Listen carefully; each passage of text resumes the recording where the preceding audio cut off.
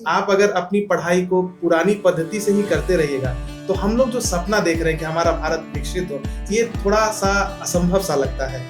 पहले जैसे कि अब पढ़ाई के मोड में बड़ी बदलाव हो रहे हैं। पहले तो सिर्फ हम लोग ऑनलाइन और ऑफलाइन जैसे शब्द ही नहीं थे। वो आईआईटी के बारे में सोच तो सकते हैं, लेकिन वहाँ तक पहुँचना उनके लिए बहुत टफ है।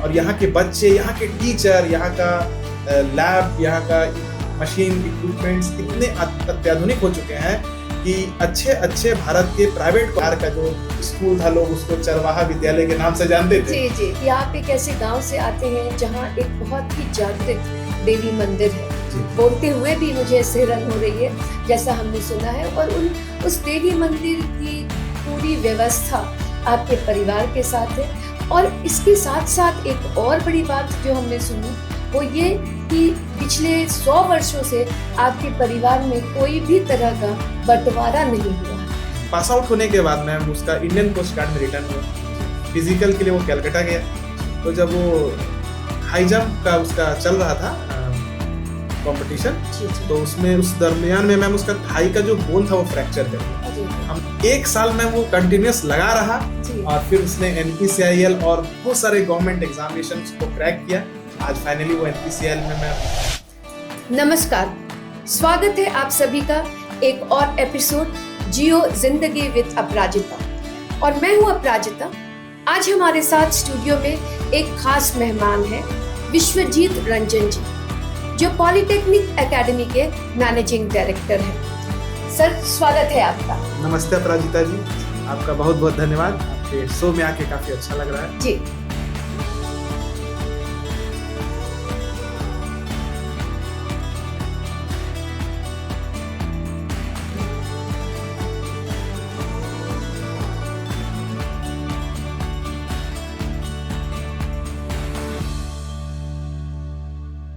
पटना जैसे शहर में, जहां बिहार में खासकर आईआईटी और आईआईएम जैसे संस्थानों में जाने की होड़ रहती है बच्चों में, वहां आपने पॉलिटेक्निक की सफ़र शुरू की और उन बच्चों के ऊपर ध्यान दिया जिनके लिए आईआईटी आईआईएम पहुंचना एक सपना है और शायद ना पहुंच पाए। उनकी संसाधनें बहुत लिमिटेड हैं। तो पॉलिटेक्निक के ये सफ़र शुरू करने में आपको क्या महसूस हुआ और क्यों इस तरह के सफ़र को आपने शुरू किया? अपराजिता जी, देखिए, बिहार में जो बच्चे हैं उनके पास संसाधनों की बहुत कमी है। और बहुत सारे बच्चे ऐसे हैं जो काफ़ी गांव में रहते हैं। वो आईआईटी के बारे में सोच तो सकते हैं, लेकिन वहां तक पहुंचना उनके लिए बहुत टफ है। फिर भी ये असंभव नहीं है कि आईआईटी में लोग नहीं जा सकते हैं, लेकिन एक रास्ता ऐसा है जो लोग आईआईटी करने के बाद, जैसे कि आप रिसर्च ऑर्गेनाइजेशन में अगर जाना चाहते हैं, इसरो में जाना चाहते हैं, बार्क में जाना चाहते हैं, डीआरडीओ में जाना चाहते हैं, तो एक रास्ता है डिप्लोमा। उसके थ्रू भी आप वहां पहुंच सकते हैं और काफी आसानी से पहुंच सकते हैं एज कंपेयर टू आप अगर आईआईटी के थ्रू वहां पहुंचेंगे और डिप्लोमा के थ्रू पहुंचेंगे, तो डिप्लोमा के थ्रू आप कम सीमित संसाधन में भी वहां आसानी से पहुंच सकते हैं। जी, ये तो बहुत अच्छी बात है कि आपने इस तरह की शुरुआत बिहार में की है। सर, आपको क्या लगता है कि युवा पीढ़ी को टेक्निकल एजुकेशन क्यों चुनना चाहिए, खासकर जब अभी टेक्निकल एजुकेशन की मार है, भीड़ बहुत है इस फील्ड में और फिर भी नई पीढ़ी की ज़रूरत है? तो ऐसा क्या है जिसमें और लोगों को भी इस टेक्निकल फील्ड में एब्जॉर्ब किया जा सकता है?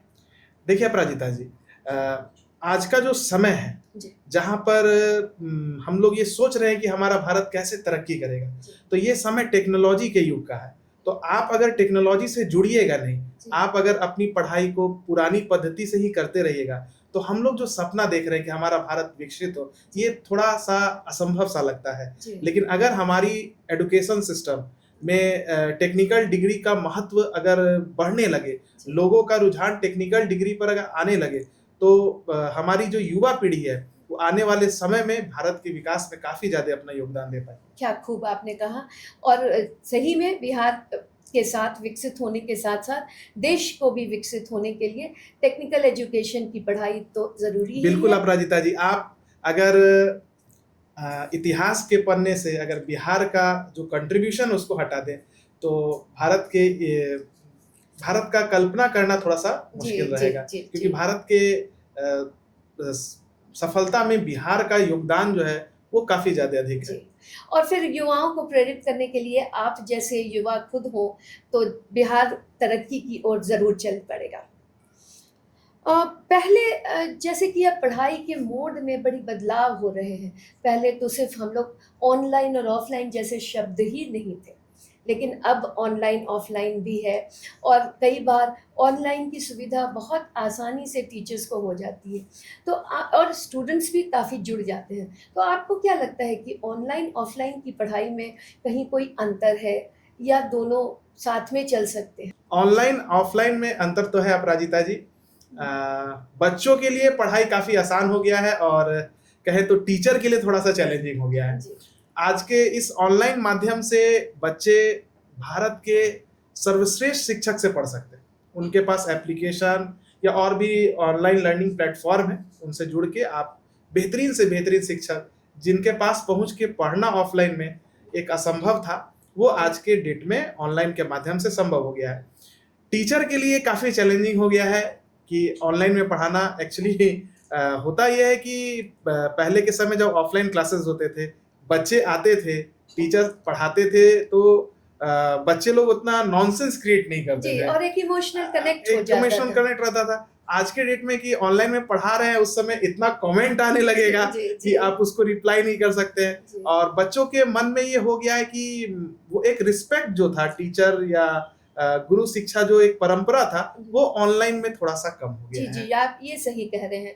गुरु शिक्षा परंपरा जो हमारे सनातन में है और हम लोग सभी मानते भी हैं, लेकिन कहीं न कहीं इस ऑफलाइन ऑनलाइन के चक्कर में इसमें तो कुछ कमी ज़रूर हो गई है, और बच्चे ऑनलाइन में अपने वीडियो को ऑफ करके और बैठे रहते हैं, और हम शिक्षक उनको पढ़ाने में लगे रहते हैं। अब आपके एकेडमी में स्टूडेंट्स को किन-किन चैलेंजेस का सामना करना पड़ता है? क्योंकि वो लोग तो ऐसे तबके से आते हैं जहाँ संसाधनों की कमी है, और उन्हें पटना आकर रहना और आपके संस्थान में पढ़ना, इसमें कई सारी सुविधाएं की कमी रहती होगी। तो उनकी परेशानी क्या रहती हैं, और उसको ठीक करने के लिए आप लोग क्या मदद करते हैं? देखिए अपराजिता जी, जो बच्चे डिप्लोमा कर रहे हैं वो निश्चित तौर पर लोअर मिडिल क्लास फैमिली से आते हैं, फाइनेंशियली उतने स्ट्रांग नहीं होते हैं, तो चैलेंजेस तो है उनके पास में। लेकिन उनके पास एक सपना है कि अगर उनका गवर्नमेंट जॉब हो जाता है या किसी अच्छे ऑर्गेनाइजेशन में वो चले जाते हैं, तो वो अपने साथ अपने घर की भी परिस्थिति को बदल सकते हैं। ये चीज़ हम लोगों को काफ़ी प्रेरित करता है कि हम लोग उनके लिए कुछ करें।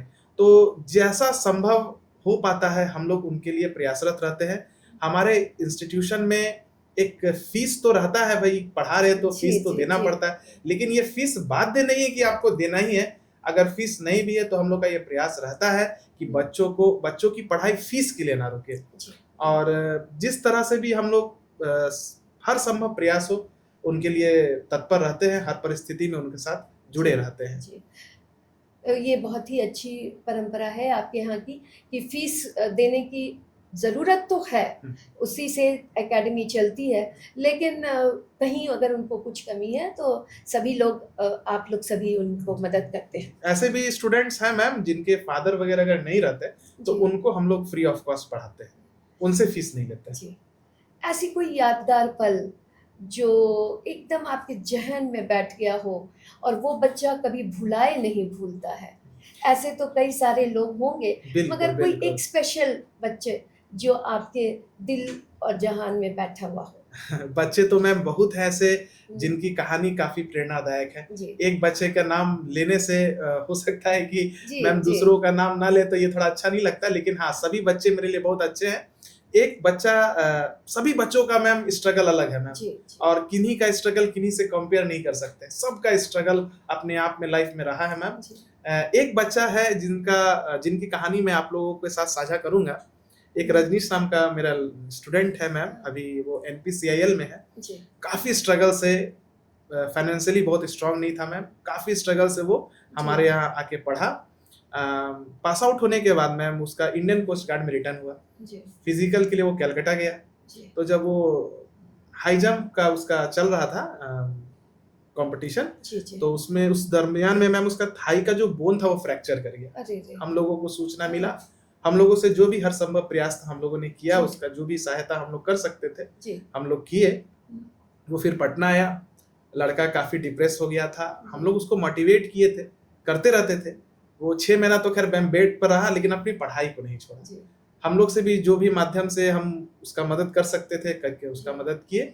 1 साल में वो कंटिन्यूअस लगा रहा, जी और फिर उसने एनपीसीआईएल और बहुत सारे गवर्नमेंट एग्जामिनेशंस को क्रैक किया। जी आज फाइनली वो एनपीसीआईएल में मैम टेक्निकल ऑफिसर के पद पर जी जी। पोस्टेड है।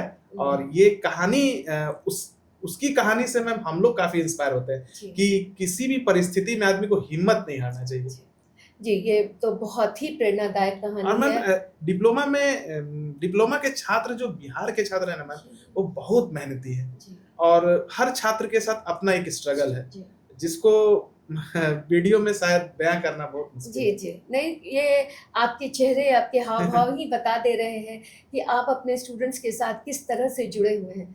हमारे बिहार में पहले पॉलिटेक्निक कॉलेजेस और आज के समय में जो पॉलिटेक्निक कॉलेजेस की स्थिति है, उसमें काफ़ी सुधार हुआ है बिल्कुल बिल्कुल और कई सारे पॉलिटेक्निक्स प्राइवेट और गवर्नमेंट खुल गए हैं। बिल्कुल। तो आपको क्या लगता है कि इससे एजुकेशन कितने ज़्यादा प्रभावित हुए हैं और स्टूडेंट्स को कितना फ़ायदा हो रहा है? निश्चित तौर पर अपराजिता जी, पॉलिटेक्निक का स्तर तो बिहार में काफ़ी बढ़ा है। 2011 से मैं पढ़ा रहा हूँ। पहले के समय में अपराजिता जी कॉलेजेस तो थे, जी लेकिन वैसा इंफ्रास्ट्रक्चर नहीं था जी। कि बच्चे कॉलेज में रह के पढ़ सके। हुँ, तो बच्चे कॉलेज में एडमिशन ले लेते थे, लेकिन पटना आते थे अपना तैयारी वगैरह करने के लिए। 17-18 में कॉलेजेस का आप कहिए कि department of science and technology के द्वारा बड़ा क्रांतिकारी कदम हुआ। जी, बड़ा ही कॉलेज का इंफ्रास्ट्रक्चर बहुत ज़बरदस्त तरीके से बेहतर हो गया। हुँ, कॉलेज में मैं तो 4-5 कॉलेजेस में गया हूँ मैं। जी, जी। अपराजिता जी इसमें बांका पॉलिटेक्निक कॉलेज में गया, मरहौरा पॉलिटेक्निक कॉलेज में गया। वहाँ पर जो लैब हैं, जो इक्विपमेंट्स हैं, शायद ही भारत के अच्छे-अच्छे प्राइवेट कॉलेज में ना हो। जी, इस तरीके का पॉलिटेक्निक कॉलेज बिहार में अब आज के समय में हो गया है। जी। और 18 के बाद जो बीपीएससी का वैकेंसी आया, उससे जो बहालियाँ हुई, हुँ, अब पॉलिटेक्निक कॉलेज में पढ़ाई भी होने लगा, और बहुत अच्छे लेवल का पढ़ाई होने लगा। जी, मतलब पास होने के बाद जो बच्चे हमारे पास आते तैयारी करने के लिए, वो पहले के कंपैरिजन में काफ़ी उनमें लेवल रहता है। मतलब उनको हम लोग थोड़ा-सा भी ब्रश अप कर रहे हैं, तो जी, वो जी। कॉम्पिटिटिव एग्जामिनेशंस को पहले क्रैक से कर ले रहे हैं। काफ़ी, क्वालिटी, काफ़ी, स्टूडेंट्स की बहुत क्वालिटी क्वालिटी काफ़ी इंप्रूव कर बढ़ी। गया। चलिए। इसमें तो है अपराजिता जी की department of science and technology हुँ, हुँ। बहुत ही बेहतरीन काम किए हैं पॉलिटेक्निक के क्षेत्र में। जैसे बिहार का जो छवि था, हाँ, 2005 या 4 के पहले की जी। बिहार का जो स्कूल था, लोग उसको चरवाहा विद्यालय के नाम से जानते थे। जी, जी, जी, लेकिन जी। आज के समय में अगर पॉलिटेक्निक कॉलेजेस को प्रमोट किया जाए, हुँ, अलग-अलग राज्यों में बिहार के पॉलिटेक्निक कॉलेज को के बारे में बताया जाए, हुँ। तो बिहार की तस्वीर को ये बदल देगा। जी, जी, ये बिहार के पॉलिटेक्निक कॉलेज में इतना प्रभाव है, जी। और यहाँ के बच्चे, यहाँ के टीचर, यहाँ का लैब, यहाँ का मशीन इक्विपमेंट्स इतने अत्याधुनिक हो चुके हैं कि अच्छे-अच्छे भारत के प्राइवेट कॉलेज इनके सामने कुछ नहीं इंजीनियरिंग के है। कॉलेजेस। कुछ नहीं है, कुछ नहीं अपराजिता। आगे के समय में आप जैसा बता रहे हैं, वैसा Bihar science and technology department में तो बड़ी अच्छी पहल की है बिल्कुल, और बिल्कुल। इतने सारी सुविधाएँ मिल गई हैं। शायद पॉलिटेक्निक के कॉलेजेस में अब बिहार से बाहर के भी स्टूडेंट्स आने शुरू हो बिल्कुल जाएँ। आने चाहिए, जी। आने चाहिए, हाँ, और आ भी रहे होंगे, हाँ। और आने भी चाहिए। इसलिए मैं कह रहा हूँ कि बिहार के पॉलिटेक्निक कॉलेजेस का थोड़ा-सा प्रचार-प्रसार अगर हो जाए जी। बाहर के राज्यों में, तो इससे बिहार की छवि को, ये पॉलिटेक्निक कॉलेज में इतने शक्ति है, क्षमता है। क्षमता है कि ये बिहार की हाँ। स्थिति को, ये छवि को ज़रूर बदल ज़रूर, सकता है। ज़रूर। चलिए, देखिए आज कहीं एक जगह तो बिहार सरकार ने अच्छी बहुत, पहल बहुत, की बहुत है अच्छी बात। और ऐसे पहल को सामने लाना बहुत ज़रूरी जी, होता है। जी। हम सभी हमेशा शिकायत की ही चर्चा में रहते हैं। अच्छी बातों की भी चर्चा हो जी, और जी। जहाँ सरकार ने अपने हाँ, अच्छे कदम उठाए हैं उसकी चर्चा हो। बिल्कुल। तो आज हम लोग ये भी समझ सके हैं कि पॉलिटेक्निक्स में सुविधाएँ तो हैं ही, साथ में टीचर्स भी हैं और हाँ। क्लासेस भी हो रहे क्लासेस हैं। हो रही हैं। बहुत बेहतरीन तरीके से क्लासेस जी। हो रही है, रेगुलर क्लासेस हो रही है, उतनी अच्छी क्लासेस शायद स्कूल में भी सुनने को नहीं मिलता जी, है। जी, जी। बच्चे लोगों से पता चलता है, वो लोग कहते हैं कि सर क्लासेस होती है। जी, बहुत बढ़िया। नहीं तो पहले के एक ऐसा दौर था जब बस एडमिशन लेना उनका हाँ, हाँ, मकसद एडमिशन लेके रहा। वो लोग सब पटना जाते थे जी, पढ़ने के जी, लिए।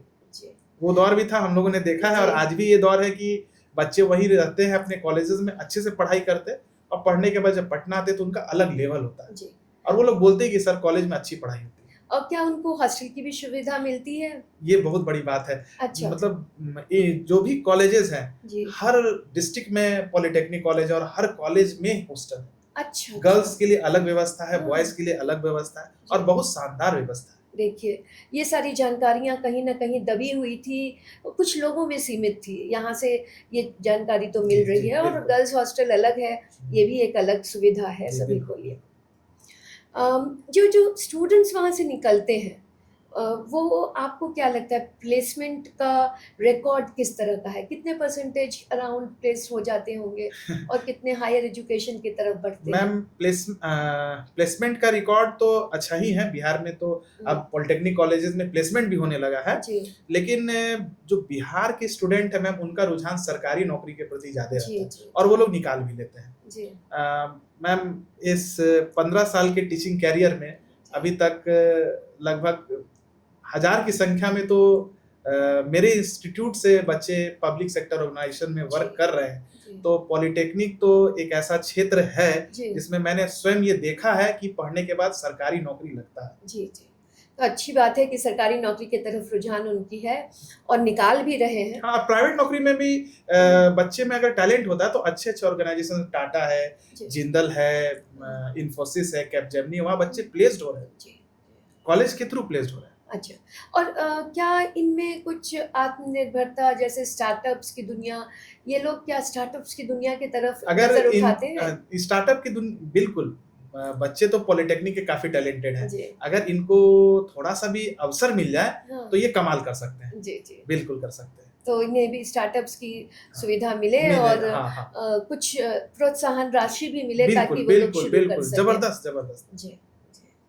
तो ये तो काफ़ी बातें हम लोगों ने पढ़ाई से कनेक्टेड कर ली। कुछ बातें आपकी पर्सनल भी हो जाए, जी, क्योंकि पढ़ाई के साथ-साथ इमोशंस का कनेक्शन स्टूडेंट्स के साथ बहुत होना चाहिए। बिल्कुल, बिल्कुल। आपके बारे में जहाँ तक हमने पढ़ा है कि आप एक ऐसे गाँव से आते हैं जहाँ एक बहुत ही जागृत देवी मंदिर है। जी, जी। बोलते हुए भी मुझे सिहरन हो रही है, जैसा हमने सुना है, और उस देवी मंदिर की पूरी व्यवस्था आपके परिवार के साथ है। और इसके साथ-साथ एक और बड़ी बात जो हमने सुनी, वो ये कि पिछले 100 वर्षों से आपके परिवार में कोई भी तरह का बँटवारा नहीं हुआ है। जी। तो इसके ऊपर कुछ बोलें ताकि परिवार की व्यवस्था हमारी वैसी रहे, और आप लोग आपसे ये प्रेरणा लें कि बँटवारे से कुछ भी नहीं होने वाला है। अपराजिता जी, हमारे गाँव में देवी जी का मंदिर है, बिल्कुल आपने सही सुना है। ये 1600 ईस्वी में स्थापित है, लगभग 400 साल पुराना मंदिर है। हमारे पूर्वजों ने इसकी स्थापना की थी, और हम लोग उनके वंशज हैं, चले आ रहे हैं 400 साल से। तो हुँ, हम लोग उस मंदिर की सेवा में लगे रहते हैं, हुँ, और बिल्कुल सही बात आपने सुना है कि हम लोगों हुँ। का परिवार अभी तक बँटा नहीं है। जी, 400 साल से हमारी पीढ़ी उस मंदिर के वजह से बिल्कुल संयुक्त है। एक परिवार के रूप में हम लोग रहते हैं, और हर पर्व, त्योहार, पूजा एक साथ सम्मिलित होके हम लोग आज भी करते हैं।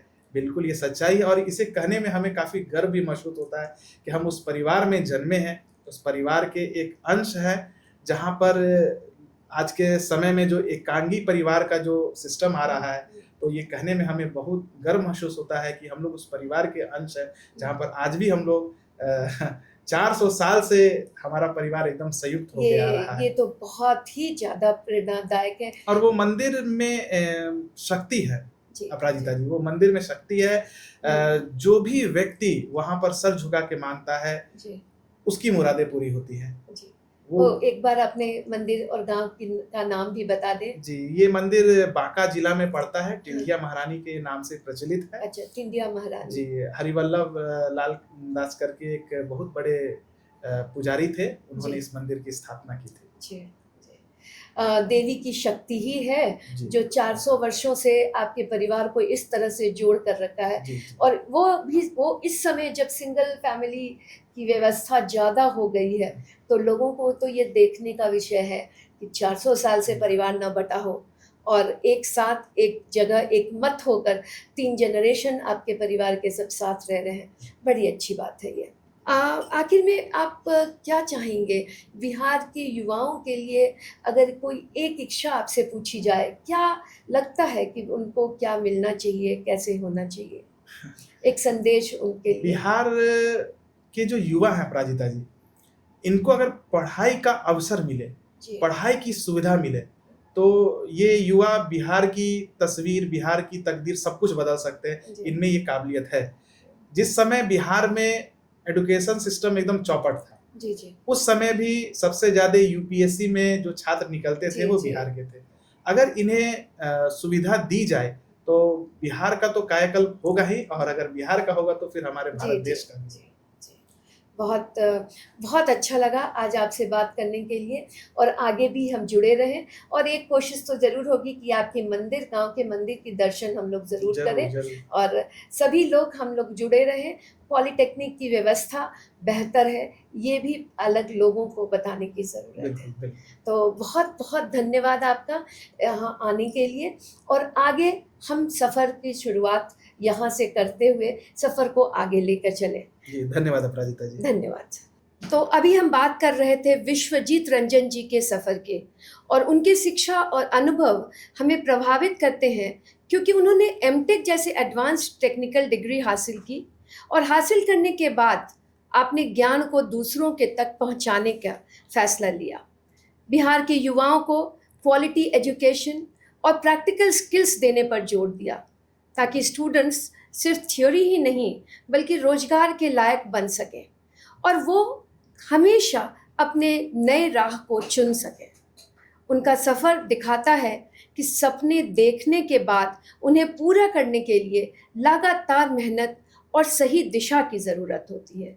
ये सोच आपको अभी अपने लक्ष्य पर ध्यान केंद्रित करने और मुश्किलों के आने के बाद भी हौसला बनाए रखने की प्रेरणा देती है।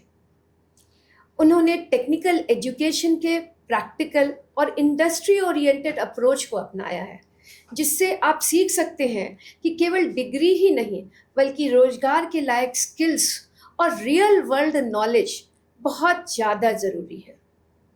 सेल्फ कंट्रोल, सेल्फ इंस्ट्रक्शन और सेल्फ रीइंफोर्समेंट जैसे गुण व्यक्ति के विकास में महत्वपूर्ण है। इन गुणों को अपने व्यक्तित्व और अपने कैरियर के सुधार के लिए आप सभी युवा इस्तेमाल करें और इनसे प्रेरणा लें। इनके अनुभव से प्रेरणा मिलती है कि अपनी शिक्षा को सिर्फ अपने लिए ही नहीं बल्कि समाज के लिए बहुत उपयोगी बनाएं और हमेशा नए स्किल्स सीखने की कोशिश जारी रहे और ये नए स्किल्स आपको नई राह पे ले जाएंगे। उन राहों से घबराने की ज़रूरत नहीं है, रास्ते मिलते जाएंगे।